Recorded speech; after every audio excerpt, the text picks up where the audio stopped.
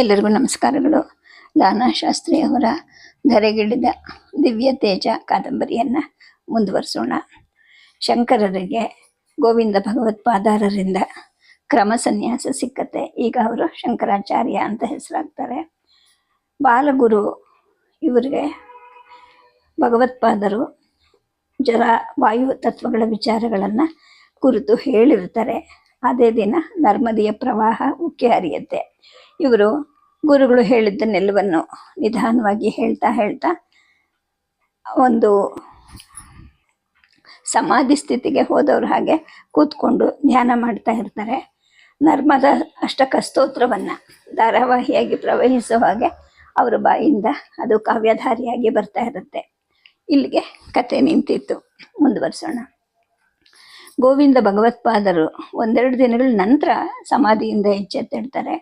ಅವರ ಶಿಷ್ಯರೆಲ್ಲರೂ ಓಡಿ ಬಂದು ನಾ ಮುಂದು ತಾ ಮುಂದು ಅಂತ ನಮಸ್ಕರಿಸಿ 3 ದಿನದ ಹಿಂದೆ ಉಂಟಾಗಿದ್ದಂತಹ ಅತಿ ವರ್ಷವನ್ನು ಮತ್ತು ನರ್ಮದಾ ನದಿ ಉಕ್ಕೇರಿ ಆಶ್ರಮವನ್ನು ಮುಳುಗಿಸಲಿಕ್ಕೆ ಹೊರಟಿದ್ದು, ಜೊತೆಗೆ ಶಂಕರರು ತಮ್ಮ ಕಮಂಡಲವನ್ನು ಆಶ್ರಮದ ಪಾವಟಿಗೆಯ ಮೇಲಿಟ್ಟು ತಾವು ಜಪನಿರತರಾಗಿದ್ದು, ಮಾರನೇ ದಿನ ಮಳೆ ನಿಂತು ಪ್ರವಾಹ ಇಳಿದಿದ್ದು, ಇವೆಲ್ಲವನ್ನು ವಿವರಿಸ್ತಾರೆ.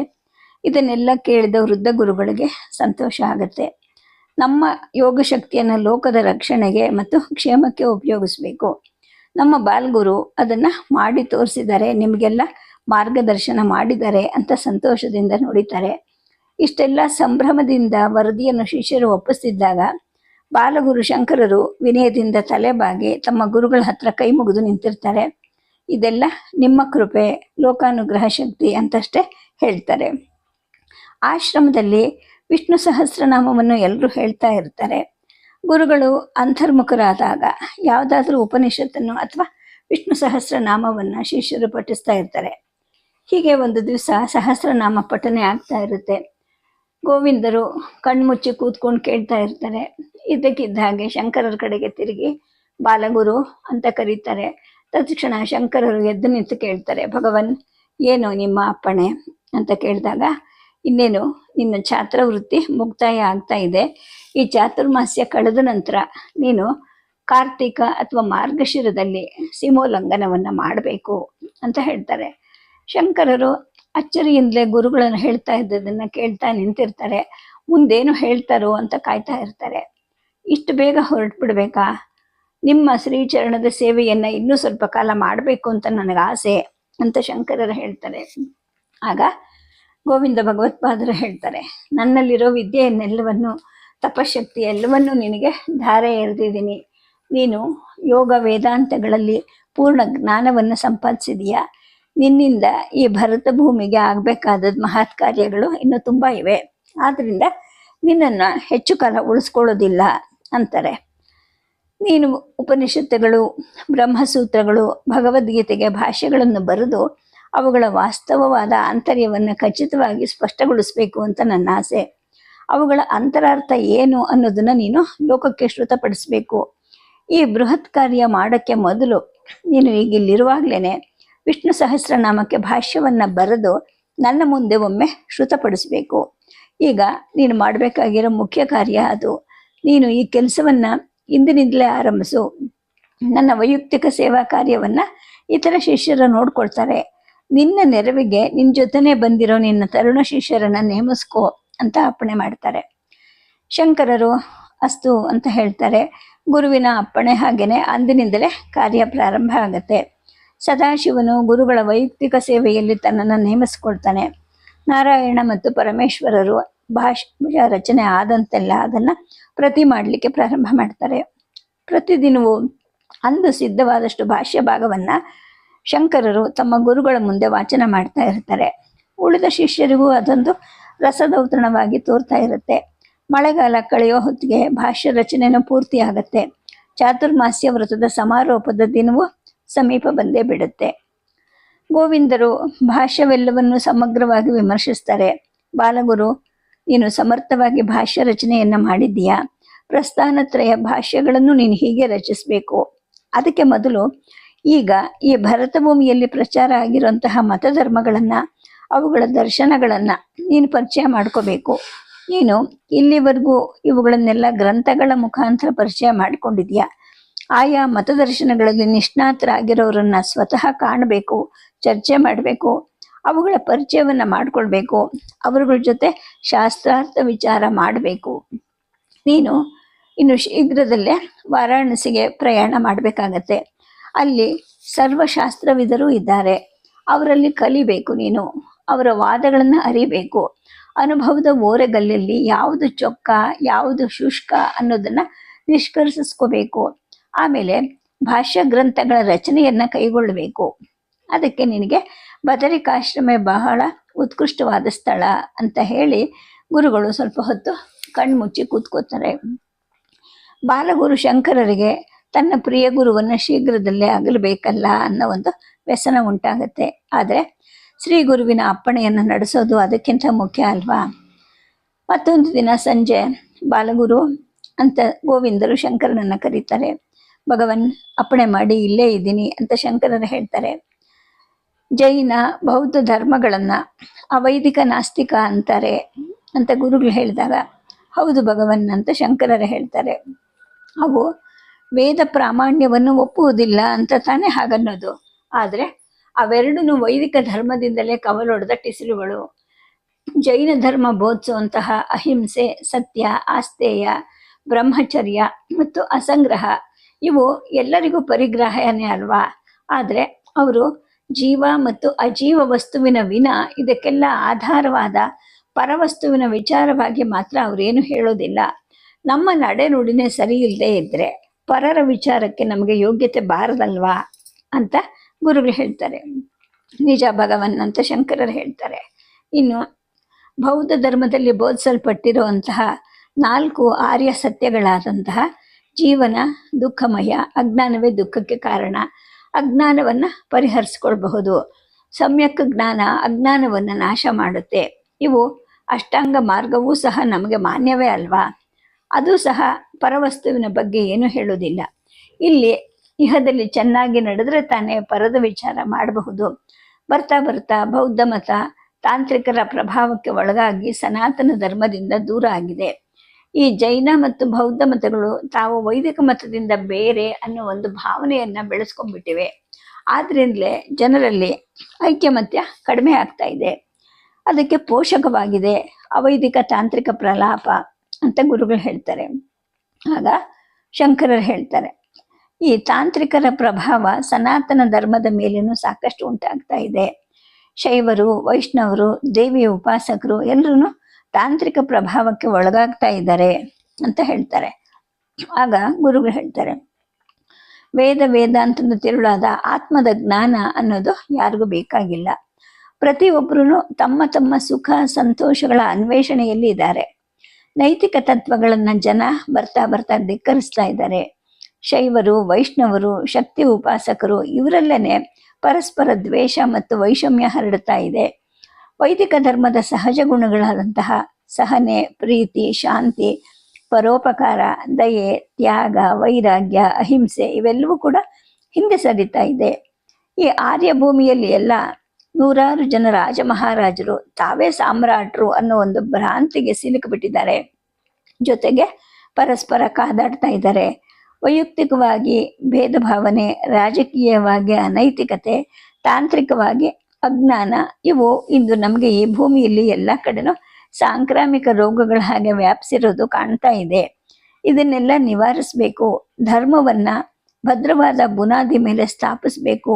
ಇದು ಇಂದು ಆಗಬೇಕಾದ ಮುಖ್ಯ ಕಾರ್ಯ ಅಂತ ಗುರು ಗೋವಿಂದರು ಹೇಳ್ತಾರೆ. ಅವರ ಮಾತಿಗೆ ಶಂಕರರು ಹೌದು ಭಗವಾನ್ ಅಂತಾರೆ.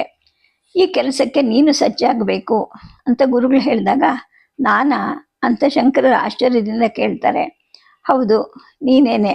ಅದಕ್ಕೆ ತಕ್ಕ ನೆರವು, ಸಹಕಾರ ಎಲ್ಲವೂ ನಿನಗೆ ಕಾಲಕ್ಕೆ ಒದಗುತ್ತೆ. ನೀನು ಅದಕ್ಕಾಗಿ ಅವತರಿಸಿರೋದು ಅಂತ ಗುರುಗಳು ಹೇಳ್ತಾರೆ. ಆಶ್ರಮವಾಸಿಗಳೆಲ್ಲರಿಗೂ ಈ ಮಾತು ಕೇಳಿ ಆಶ್ಚರ್ಯ ಆಗತ್ತೆ.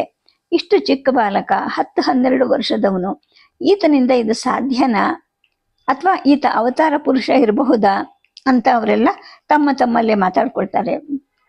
ಶ್ರೀ ಶಂಕರರಿಗಿಂತ ಹಲವಾರು ವರ್ಷಗಳ ಮುಂಚೆಯಿಂದಲೂ ಗೋವಿಂದ ಯೋಗಿಗಳ ಆಶ್ರಮದಲ್ಲಿ ಅಧ್ಯಯನ ಮಾಡ್ತಾ ಇದ್ದವರು, ಸಾಧನ ನಿರತರಾಗಿದ್ದವರು ಹಲವಾರು ಜನ ಇರ್ತಾರೆ. ಶಂಕರರಿಗಿಂತ ವಯಸ್ಸಿನಲ್ಲಿ ಹಿರಿಯರೇನೆ ಅಲ್ಲಿದ್ದವರೆಲ್ರೂ.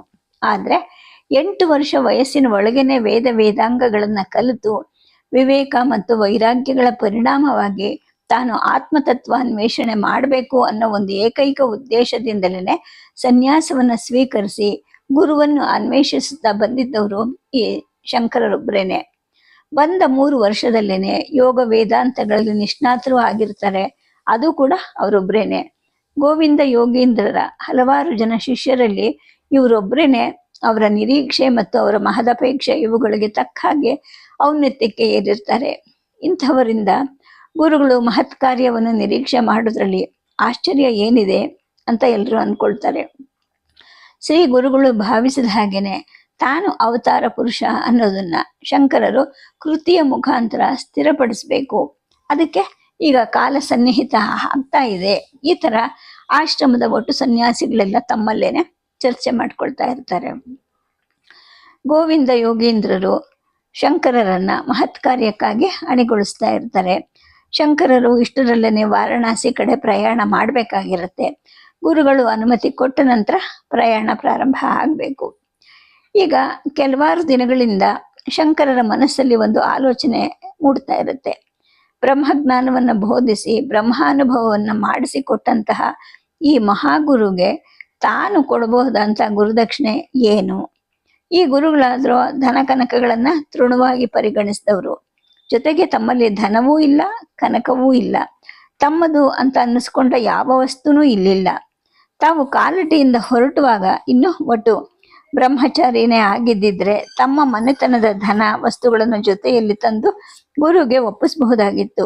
ಆದ್ರೆ ತಾವು ಹೊರಟಾಗ್ಲೇನೆ ಸನ್ಯಾಸಿಯಾಗಿದ್ರು. ಮನೆಯಿಂದ ಬಾಂಧವ್ಯವನ್ನ ಕಡ್ಕೊಂಡು ಹೊರಟ ನಂತರ ಧನ ಕನಕಗಳನ್ನ ಹೊತ್ತು ತರೋದಾದ್ರೆ ಹೇಗೆ? ಈ ಯೋಚನೆ ಅವರಲ್ಲಿ ಪ್ರಬಲಿಸ್ತಾ ಹೋಗುತ್ತೆ. ಒಂದು ದಿನ ಬಾಲಗುರು ತಮ್ಮ ತರುಣ ಶಿಷ್ಯರಲ್ಲಿಯೂ ಕೂಡ ಇದನ್ನ ಹೇಳ್ಕೊಳ್ತಾರೆ. ಇನ್ನೊಂದು 2 ಅಥವಾ 3 ಪಕ್ಷಗಳಷ್ಟೇ ನಾವು ಇಲ್ಲಿರೋದು. ಆನಂತರ ಗುರು ವಂದನೆ ಸಲ್ಲಿಸಿ ಹೊರಡಬೇಕು. ಗುರುಗೆ ನಾವು ಕೃತಜ್ಞತಾ ಪೂರ್ವಕವಾಗಿ ದಕ್ಷಿಣೆಯನ್ನ ಉಡುಗೊರೆಯನ್ನ ಸಲ್ಲಿಸ್ಬೇಕಲ್ವಾ? ಅದಕ್ಕಾಗಿ ಈಗೇನು ಮಾಡೋದು ಅಂತ ಕೇಳ್ತಾರೆ.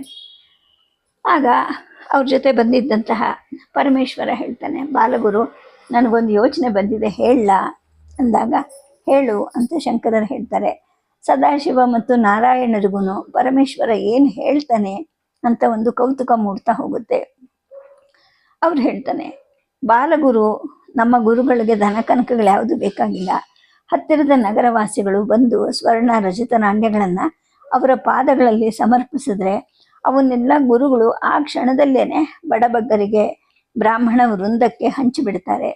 ರಾಜರುಗಳು ಕೊಟ್ಟಂತಹ ರೇಷ್ಮೆಯ ದುಕೂಲಗಳನ್ನ ಬ್ರಾಹ್ಮಣರಿಗೆ ಕೊಡಿಸಿಬಿಡ್ತಾರೆ. ಅವರು ಅಕಿಂಚಿನರು, ಏನನ್ನೂ ಇಟ್ಕೊಳ್ಳರು, ಅದಕ್ಕೆ ಅಪೇಕ್ಷೆನೂ ಪಡೆದವರು ಅಂತ ಹೇಳ್ತಾನೆ. ಹೌದು ಅಂತ ಉಳಿದಿಬ್ರು ದನಿಗೂಡಿಸ್ತಾರೆ. ನಮ್ಮಲ್ಲಿ ಕರೆಯುವಂತಹ ಗೋವುಗಳಿದ್ದಿದ್ರೆ ಅವುಗಳನ್ನು ಕರುಗಳ ಜೊತೆಗೆ ಗುರು ದಕ್ಷಿಣೆಯಾಗಿ ಕೊಡಬಹುದಾಗಿತ್ತು. ಅವೂ ಇಲ್ಲ. ಇನ್ನು ನೀನಾದರೂ ಪೂರ್ಣವಾಗಿ ಸನ್ಯಾಸಿ, ಸರ್ವಸಂಗ ಪರಿತ್ಯಾಗಿ, ನೀನು ಹೇಗಿದ್ರು ವಿಷ್ಣು ಸಹಸ್ರನಾಮ ಭಾಷ್ಯವನ್ನು ರಚಿಸಿದೀಯಾ ಅಂತ ಅಂತಾನೆ. ನಾರಾಯಣನು ಹೇಳ್ತಾನೆ, ಅದನ್ನು ಗುರುಗಳು ಮೆಚ್ಚಿಕೊಂಡು ಇನ್ನೂ ಒಂದು ಪ್ರತಿಯನ್ನು ಸಿದ್ಧಪಡಿಸುವಂತ ಅಪ್ಪಣೆ ಕೊಟ್ಟಿದ್ದಾರಲ್ವಾ ಅಂತ. ಆಗ ಅವನು ಹೇಳ್ತಾನೆ, ಅದರಂತೆಯೇ ಆರಂಭದ ಮಜಲಲ್ಲೇನೆ ಆಧ್ಯಾತ್ಮಿಕ ಸಾಧಕರಿಗಾಗಿ ಮಾರ್ಗದರ್ಶನ ಮಾಡಕ್ಕೆ ಒಂದು ಪ್ರಕರಣ ಗ್ರಂಥವನ್ನು ನೀನು ರಚಿಸಿ ಅದನ್ನೇ ಗುರುಗಳಿಗೆ ಕಾಣಿಕೆಯಾಗಿ ಅರ್ಪಿಸಬಹುದು ಅಂತ ನನ್ನ ಸಲಹೆ ಅಂತ ಹೇಳ್ತಾನೆ. ಆ ಒಂದು ಸಲಹೆ ಉಳಿದಿಬ್ಬರಿಗೂ ಇಷ್ಟ ಆಗುತ್ತೆ. ಬಾಲಗುರು ಶಂಕರರಿಗೂ ಅದು ಸರಿ ಅನ್ಸುತ್ತೆ. ಅಂದಿನಿಂದಲೇ ಕಾರ್ಯ ಪ್ರಾರಂಭ ಆಗ್ತಾ ಹೋಗುತ್ತೆ. ಸರ್ವ ವೇದಾಂತ ಸಿದ್ಧಾಂತ ಗೋಚರಂ ತಮಗೋಚರಂ ಗೋವಿಂದಂ ಪರಮಾನಂದಂ ಸದ್ಗುರುಂ ಪ್ರಣತೋಸ್ಯಹಂ ಅನ್ನೋ ಒಂದು ಮಂಗಳ ಶ್ಲೋಕದಿಂದ ಶ್ರೀಕೃಷ್ಣನನ್ನ ತಮ್ಮ ಜ್ಞಾನ ಗುರುವನ್ನ ಒಟ್ಟಿಗೆ ಸ್ಮರಿಸಿ ಶಂಕರರು ರಚನೆಯಲ್ಲಿ ತೊಡಗುತ್ತಾರೆ. ಎಲ್ಲ ಉಪನಿಷತ್ತುಗಳ ತಾತ್ಪರ್ಯಕ್ಕೆ ಮಾತ್ರ ವಿಷಯ ಆಗಿರುವಂಥವನು, ವಾಗ್ಗು ಮನಸ್ಸುಗಳಿಗೆ ಅತೀತನಾಗಿರುವವನು, ಪರಮಾನಂದ ಸ್ವರೂಪನು, ಸದ್ಗುರುವು ಆದಂತಹ ಗೋವಿಂದನಿಗೆ ನಾನು ಪ್ರಣಾಮ ಮಾಡ್ತೀನಿ ಅಂತ ಹೇಳ್ಕೊಂತಾನೆ ಅವರು ತಮ್ಮ ನೂತನ ಕೃತಿಯನ್ನು ಆರಂಭ ಮಾಡ್ತಾರೆ. ಗುರುಗಳಿಗೆ ಗುರುವು ತಮ್ಮ ಇಷ್ಟದೈವವೂ ಆದಂತಹ ಭಗವಾನ್ ವಿಷ್ಣುವಿಗೆ ನಮಸ್ಕರಿಸುತ್ತಾ ತಮ್ಮ ಜ್ಞಾನ ಗುರುವಾದ ಗೋವಿಂದ ಭಗವತ್ಪಾದರನ್ನು ಸ್ಮರಿಸ್ತಾ ಪ್ರಣಾಮ ಮಾಡ್ತಾರೆ. ಜೀವನದ ಏಕೈಕ ಗುರಿಯಾದಂತಹ ನೈಜವಾದ ಅತ್ಯಂತಿಕ ಸುಖವಾದ ಮುಕ್ತಿಯ ಮಹತ್ವ, ಅದಕ್ಕೆ ಜ್ಞಾನದ ಅವಶ್ಯಕತೆ, ಜ್ಞಾನ ಪ್ರಾಪ್ತಿಯ ಸಾಧನಗಳು, ಆತ್ಮ ಸಾಧನೆಗೆ ಇರಬೇಕಾದಂತಹ ಅರ್ಹತೆಗಳು, ಸಾಧನ ಚತುಷ್ಟಯಗಳು, ಭಕ್ತಿ, ತನ್ನ ನಿಜವಾದ ಆತ್ಮಾನುಸಂಧಾನವೇ ಭಕ್ತಿ, ಗುರುವಿನ ಸಮೀಪಕ್ಕೆ ಆಗಮನ, ಗುರುವಿನ ಉಪದೇಶ, ಶಿಷ್ಯನ ಸಂಶಯಗಳ ಭಿನ್ನಹ, ಇವುಗಳ ನಿವಾರಣೆ, ಹೀಗೆ ಪುಂಖಾನುಪುಂಖವಾಗಿ ಕಾವ್ಯ ರೂಪದಲ್ಲಿ ಕೃತಿ ರಚನೆ ಮುಂದುವರಿತಾ ಹೋಗುತ್ತೆ. ಶಂಕರರ ಕೃತಿ ರಚನೆಗೆ ಎಂದಿನ ಹಾಗೆ ಅವರ ಹಿರಿಯ ಶಿಷ್ಯರು ನೆರವು ನೀಡ್ತಾರೆ. ಪ್ರತಿದಿನವೂ ರಚನಾ ಕಾರ್ಯ ನಿಲುಗಡೆಗೆ ಬಂದ ನಂತರ ಶಂಕರರು ಅಲ್ಲಿವರೆಗೂ ಬರೆದದ್ದನ್ನೆಲ್ಲ ತಮ್ಮ ಶಿಷ್ಯರಿಗೆ ಓದಿ ವಿವರಿಸ್ತಾ ಇರ್ತಾರೆ. ಆತ್ಮಜ್ಞಾನಕ್ಕೆ ಅವಶ್ಯವಾದಂತಹ ವೈರಾಗ್ಯದ ನಿರೂಪಣೆ, ಧ್ಯಾನದ ವಿಧಾನ, ಆತ್ಮದರ್ಶನ, ಭೇದವು ಮಿಥ್ಯ, ಅದ್ವೈತವೇ ಪರಮಾರ್ಥ, ಆತ್ಮಧ್ಯಾನದ ಕ್ರಮ, ಆತ್ಮಜ್ಞಾನದ ಫಲ, ಮೋಕ್ಷ, ಜೀವನ್ಮುಕ್ತನ ಲಕ್ಷಣ, ಇವನ್ನೆಲ್ಲವನ್ನು ಸ್ಪಷ್ಟವಾಗಿ ಬರೆಸಿರ್ತಾರೆ ಬಾಲಗುರುಗಳು. ಜೀವನ್ಮುಕ್ತನ ಲಕ್ಷಣವನ್ನು ಬರೀಬೇಕಾದ್ರೆ ಅವರಿಗೆ ತಮ್ಮ ದೀಕ್ಷಾ ಮತ್ತು ಜ್ಞಾನಗುರುವಿನ ಚಿತ್ರ ಮನಸ್ಸಲ್ಲಿ ಮೂಡ್ತಾ ಇರುತ್ತೆ. ಏಕೆಂದರೆ ಶ್ರೀ ಗೋವಿಂದರು ಹೆಚ್ಚಾಗಿ ಸಮಾಧಿ ಸ್ಥಿತಿಯಲ್ಲೇ ಇರ್ತಾ ಇದ್ದವರಲ್ವಾ. ಬ್ರಹ್ಮಕಾರತೆಯ ಸದಾಸ್ಥಿತತೆಯ ನಿರ್ಮುಕ್ತ ಬಾಹ್ಯಾರ್ಥದ್ವಿ ಅನ್ಯಾವೇದಿತ ಭೋಗ್ಯ ಭೋಗ ಕಲನೋ ನಿದ್ರಾಲುವತ್ ಬಾಲವತ್ ಸ್ವಪ್ನಾಲೋಕಿತ ಲೋಕವಜ್ಜಗದಿದಂ ಪಶ್ಯನ್ ಕ್ವಚಿಲ್ಲಬ್ಧದೀಹಿ ಅಸ್ತೆ ಕಶ್ಚಿದನಂತ ಪುಣ್ಯಫಲಭುಕ್ ಧನ್ಯ ಸಾಮಾನ್ಯೋ ಭುವಿ. ಈ ಥರ ಕೃತಿ ರಚನೆ ಪರಿಪೂರ್ಣವಾಗಿರುತ್ತೆ. ಸುಮಾರು 15 ದಿನಗಳ ಕಾಲ ಅಂತರ್ಮುಖರಾಗಿದ್ದಂತಹ ಗೋವಿಂದ ಯೋಗೀಂದರು ಬಹಿರ್ಮುಖರಾಗ್ತಾರೆ. ಶಿಷ್ಯರೆಲ್ಲ ಬಂದು ಗುರುಗಳಿಗೆ ವಂದಿಸ್ತಾರೆ. ಆಗ ಕಾರ್ತಿಕ ಶುಕ್ಲದ ಪೌರ್ಣಿಮೆ ಸಮೀಪಿಸ್ತಾ ಇರುತ್ತೆ. ಎಲ್ಲ ಸನ್ಯಾಸಿಗಳು ಅಂದು ಚಾತುರ್ಮಾಸ್ಯ ವ್ರತದ ಸಮಾರೋಪ ಮಾಡಬೇಕಾಗಿರುತ್ತೆ. ಸೀಮೋಲ್ಲಂಘನವನ್ನು ಮಾಡಬೇಕಾಗಿರುತ್ತೆ. ಅದಕ್ಕೆಲ್ಲ ವ್ಯವಸ್ಥೆ ಆಗ್ತಾ ಇರುತ್ತೆ. ಒಂದು ಮಧ್ಯಾಹ್ನ ಗುರು ಗೋವಿಂದರ ಭಿಕ್ಷೆ ಆದ ನಂತರ ಶಂಕರರು ಅವರ ಪಾದಗಳನ್ನು ಒತ್ತುತ್ತಾ ಕೂತ್ಕೊಂಡಿರ್ತಾರೆ. ಭಗವನ್, ನನ್ನದೊಂದು ಪ್ರಾರ್ಥನೆ ಭಿನ್ನವಿಸ್ಲೆ ಅಂತ ಕೇಳ್ತಾರೆ. ಹೇಳು ಬಾಲಗುರು ಅಂತ ಗೋವಿಂದರು ಹೇಳ್ತಾರೆ. ನಿಮ್ಮ ಸನ್ನಿಧಿಯಲ್ಲಿ ಕುಳಿತ ಈ 3 ವರ್ಷಗಳು ನನ್ನ ಜೀವನದಲ್ಲಿ ಬಹಳ ಮಹತ್ವಪೂರ್ಣವಾದ ಕಾಲ. ತಾವು ನನಗೆ ಯೋಗ ವೇದಾಂತಗಳನ್ನು ಬೋಧಿಸಿದ್ದೀರಾ. ಅದ್ವೈತ ತತ್ವದ ಅದ್ವಿತೀಯತ್ವವನ್ನು ದರ್ಶನ ಮಾಡಿಸಿದ್ದೀರಾ. ಆತ್ಮ ಬ್ರಹ್ಮೈಕ್ಯವನ್ನು ಅನುಭವಪೂರ್ಣವಾಗಿ ಅರಿಯೋಕ್ಕೆ ಪ್ರಾಯೋಗಿಕವಾದಂತಹ ದಾರಿನೂ ತೋರಿಸಿದ್ದೀರಾ.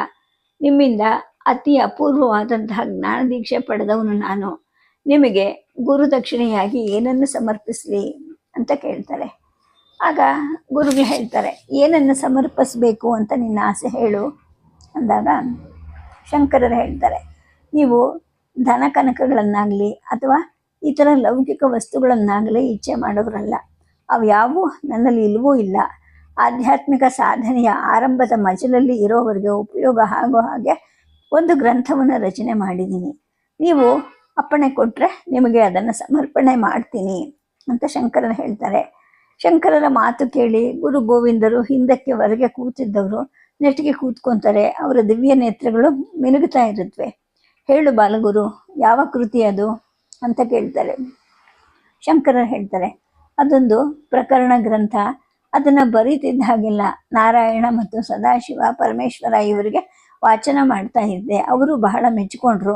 ನಿಮಗೆ ಅದು ಒಪ್ಪಿತವಾದರೆ ನಾನು ಧನ್ಯನಾದೆ ಅಂತಾರೆ.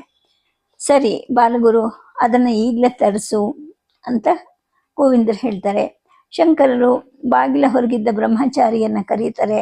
ತಮ್ಮ ವ್ಯಾಸಪೀಠದ ಮೇಲಿದ್ದ ಗ್ರಂಥವನ್ನು ತರಿಸಿ ಗುರು ಗೋವಿಂದರ ಮುಂದೆ ಇಟ್ಟು ಸಾಷ್ಟಾಂಗ ನಮಸ್ಕಾರ ಮಾಡ್ತಾರೆ. ಗೋವಿಂದರು ಅದನ್ನು ಪ್ರೀತಿಯಿಂದ ಕೈಗೆತ್ತಿಕೊಂಡು ಆರಂಭದ ಹಲವಾರು ಶ್ಲೋಕಗಳನ್ನು ಓದ್ತಾರೆ. ಓದ್ತಾ ಅವ್ರ ಮುಖ ಪ್ರಫುಲ್ಲವಾಗುತ್ತೆ. ಅವರು ಮನಸ್ಸಲ್ಲೇ ಓದ್ತಿದ್ದವರು ಮೇಲುದನಿಯಲ್ಲಿ ರಾಗವಾಗಿ ಓದೋಕ್ಕೆ ಪ್ರಾರಂಭ ಮಾಡ್ತಾರೆ. ಆ ಸಂಜೆ ಮತ್ತು ಆ ರಾತ್ರಿ ಕೂಡ ಅದನ್ನೆಲ್ಲ ಓದ್ತಾರೆ, ಸಂತೋಷ ಪಡ್ತಾರೆ. ತಮ್ಮ ಹಿರಿಯ ಶಿಷ್ಯರಿಗೆಲ್ಲ ಮಾರನೇ ದಿವಸ ಬೆಳಗ್ಗೆ ಆ ಕೃತಿಯನ್ನು ತೋರಿಸ್ತಾರೆ. ಬಾಲಗುರು ಒಂದು ಸುಂದರವಾದ ಕೃತಿಯನ್ನು ರಚಿಸಿದ್ದಾರೆ. ಅವರೊಬ್ಬ ದೊಡ್ಡ ಕವಿ ಮನೀಷಿ, ನೀವೆಲ್ಲರೂ ಅದನ್ನು ಓದಬೇಕು ಅಂತಲೂ ಹೇಳ್ತಾರೆ. ಭಗವಾನ್, ಆ ಕೃತಿಯ ಹೆಸರೇನು ಅಂತ ಶಿಷ್ಯರು ಕೇಳಿದಾಗ ವಿವೇಕ ಚೂಡಾಮಣಿ ಅಂತ ಗುರುಗಳು ಹೇಳ್ತಾರೆ. ಎಲ್ಲರ ಬಾಯಲ್ಲೂ ಒಟ್ಟಿಗೆನೆ ವಿವೇಕ ಚೂಡಾಮಣಿ ಅನ್ನೋ ಘೋಷ ಹೊರಡುತ್ತೆ. ಗುರುಗಳ ಹಸ್ತದಲ್ಲಿದ್ದ ಗ್ರಂಥವನ್ನ ಒಬ್ಬೊಬ್ಬರಾಗಿ ತಗೊಂಡು ನೋಡ್ತಾರೆ. ಎಲ್ಲರಿಗೂ ಸಂತೋಷ ಸಂಭ್ರಮ ಆಗತ್ತೆ. ತಮ್ಮ ಚಿಕ್ಕ ಗುರುಗಳು ಇಷ್ಟು ಒಳ್ಳೆ ಗ್ರಂಥವನ್ನು ರಚಿಸಿದ್ದಾರೆ, ಸಾಧಕರ ಕೈದೀವಿಕೆ ಆಗುವಂತಹ ಪುಸ್ತಕ ಅದು ಅಂತ ದೊಡ್ಡ ಗುರುಗಳು ಮೆಚ್ಚಿದ್ದಾರೆ ಅನ್ನೋದು ಎಲ್ಲರಿಗೂ ಸಂತೋಷದ ವಿಚಾರವಾಗಿರುತ್ತೆ. ಚಾತುರ್ಮಾಸ್ಯದ ಸಮಾರೋಪ ಆಗತ್ತೆ. ಅದೇ ದಿನ ಗುರುವಿನ ಜೊತೆ ಎಲ್ಲರೂ ಸೀಮೋಲ್ಲಂಘನವನ್ನು ಮಾಡಿ ಓಂಕಾರೇಶ್ವರನ ಆಲಯಕ್ಕೆ ಬಂದು ದೇವದೇವನ ದರ್ಶನವನ್ನು ಪಡೀತಾರೆ. ಅಂದು ಸಂಜೆನೆ ಬಾಲಗುರುವು ವಾರಣಾಸಿ ಕ್ಷೇತ್ರದ ಕಡೆ ಪ್ರಯಾಣ ಪ್ರಾರಂಭ ಮಾಡಬೇಕು. ಮಧ್ಯಾಹ್ನದ ಭಿಕ್ಷೆ ಆಗತ್ತೆ. ಆಶ್ರಮವಾಸಿಗಳೆಲ್ಲರೂ ಗುರು ಸನ್ನಿಧಿಯಲ್ಲಿ ಕಲಿತಾರೆ. ನಾರಾಯಣ, ಸದಾಶಿವ, ಪರಮೇಶ್ವರರು ಓಲೆಗರಿಯ ಗ್ರಂಥಗಳನ್ನು, ತಮ್ಮೆಲ್ಲರ ವಸ್ತುಗಳನ್ನು ಕಂಬಳಿಯ ಚೀಲದಲ್ಲಿ ಒಪ್ಪವಾಗಿ ಇಡ್ತಾರೆ. 3 ವರ್ಷದಿಂದ ಆಶ್ರಮದ ಗೋವು ಕರುಗಳ ಜೊತೆಗೆ ಸುಖವಾಗಿ ಬೆಳೆದಿದ್ದಂತಹ ಕರ್ನಾಟಕದ ನಂದಿ ಈಗ ಬೆಳೆದು ದೃಢಕಾಯವಾಗಿರುತ್ತೆ. ಈ ಯಾತ್ರಿಕರ ಗಂಟು ಮೂಟೆಗಳನ್ನು ಸಾಗಿಸಕ್ಕೆ ಅದೇ ಅವ್ರಿಗಿದ್ದಂತಹ ವಾಹನವಾಗಿರುತ್ತೆ.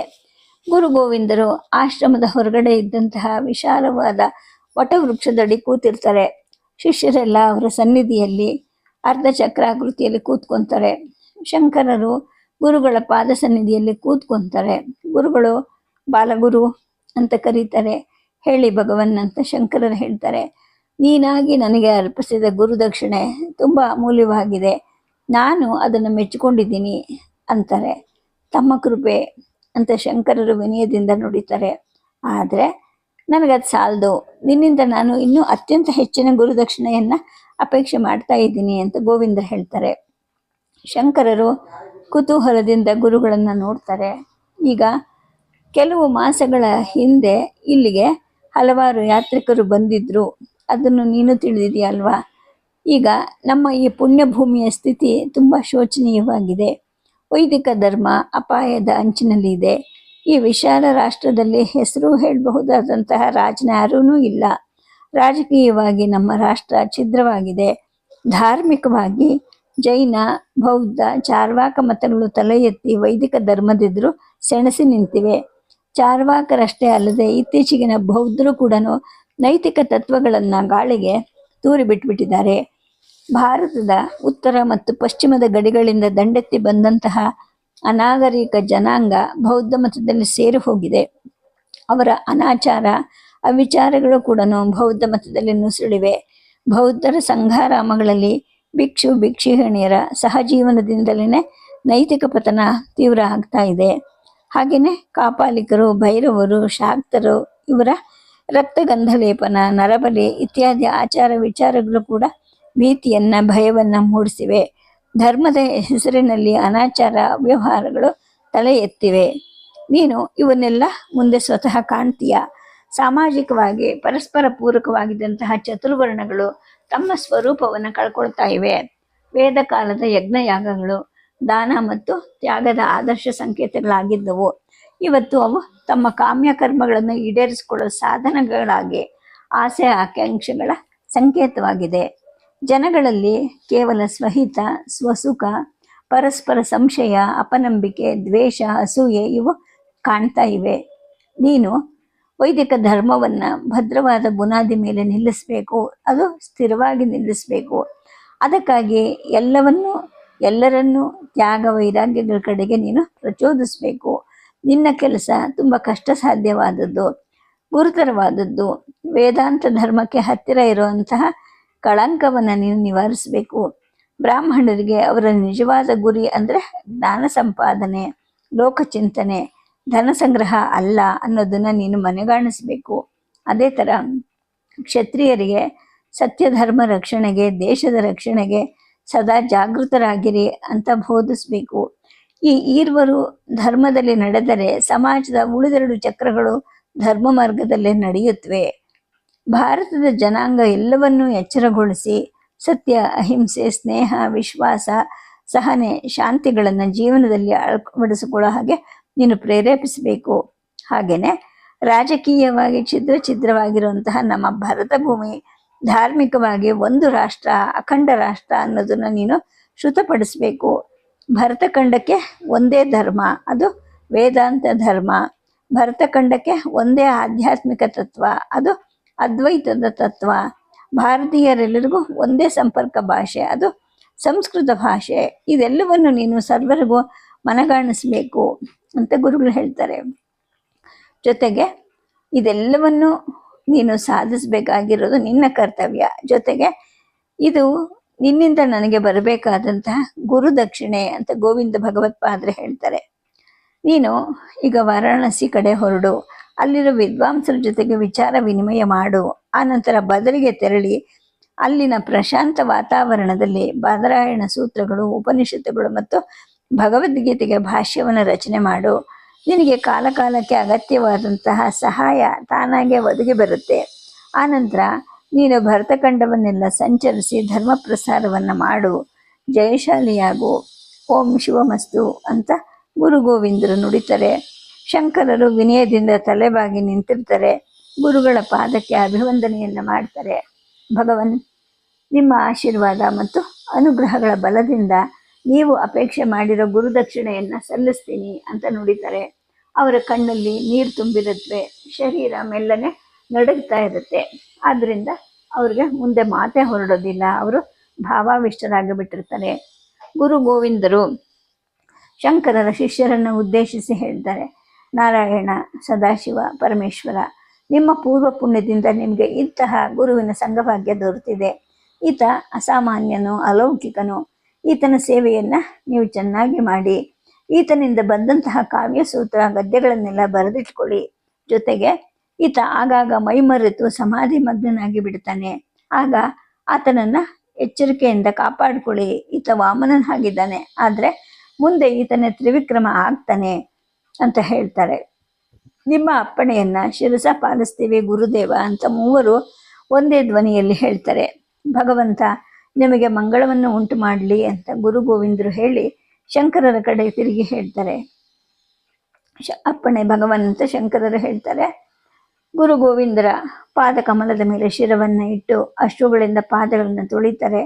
ಗುರುಗಳು ಶಿಷ್ಯಗಳನ್ನು ಎಬ್ಬಿಸಿ ಶಿರವನ್ನು ಆಗ್ರಹಣಿಸಿ ತಮ್ಮೆರಡು ಹಸ್ತಗಳನ್ನು ಅವರ ನೆತ್ತಿ ಮೇಲಿಟ್ಟು ಹೋಗಿ ಬಾ ಮಗು, ಶುಭಮಸ್ತು ಅಂತ ಗದ್ಗದ ಧ್ವನಿಯಲ್ಲಿ ಹೇಳ್ತಾ ಇರ್ತಾರೆ. ಆಗ ಶಂಖನಾದ ಆಗುತ್ತೆ. ಆಶ್ರಮವಾಸಿಗಳು ಜಯಘೋಷ ಮಾಡ್ತಾ ಇರ್ತಾರೆ. ಕರ್ನಾಟಕದ ನಂದಿ ಉತ್ತರಕ್ಕೆ ಮುಖ ಮಾಡಿ ಹೆಜ್ಜೆ ಇಡುತ್ತೆ. ಶಂಕರರು ಜೈ ಗುರುದೇವ ಅಂತ ಹೇಳ್ತಾ ಪಥಚಲನವನ್ನು ಪ್ರಾರಂಭ ಮಾಡ್ತಾರೆ. ಶಿಷ್ಯರು ಅವರನ್ನು ಅನುಸರಿಸ್ತಾ ಹೋಗ್ತಾರೆ. ಸದ್ಯಕ್ಕೆ ಕಥೆಯನ್ನು ನಿಲ್ಲಿಸಿರ್ತೀನಿ. ನಮಸ್ಕಾರ.